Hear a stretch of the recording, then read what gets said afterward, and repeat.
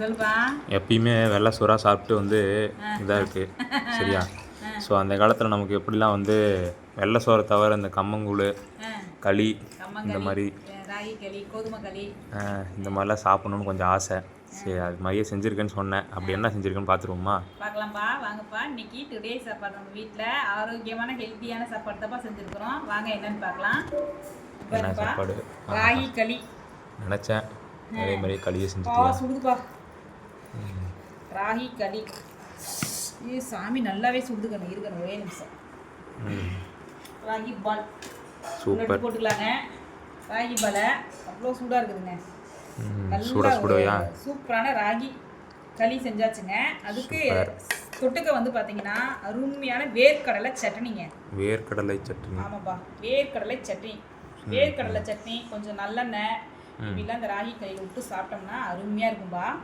அடுத்து நம்ம வீட்டில் செஞ்ச மாங்காய் பச்சடி. அருமையான ஒரு தொட்டுக்கிற மாங்காய் பச்சடிப்பா. நல்லெண்ணெயில் செஞ்சது அருமையாக இருக்கும். இது மாதக்கணக்கில் வச்சு சாப்பிட்றது தான். அப்புறம் மத்தியானத்துக்கு சாப்பாடு கொஞ்சம் இருக்குதுப்பா. முட்டை மட்டும் அடிக்கணும். தயிர் போட்டு வச்சுக்கிறேன், கெட்டி தயிராக. ரசம், மாங்காய் பச்சடி, முட்டை மட்டும் அவிச்சிக்கலாம்ப்பா. இன்னைக்கு எங்கள் வீட்டில் இது தப்பா சாப்பாடு. விருப்பம் போல் சாப்பிடுங்க, ஹெல்த்தியாக சாப்பிடுங்க. லைக் பண்ணுங்கள், ஷேர் பண்ணுங்கள், சப்ஸ்கிரைப் பண்ணுங்கள். வாங்கப்பா எல்லாரும் நம்ம வீட்டுக்கு சந்தோஷமாக சாப்பிட்லாம்.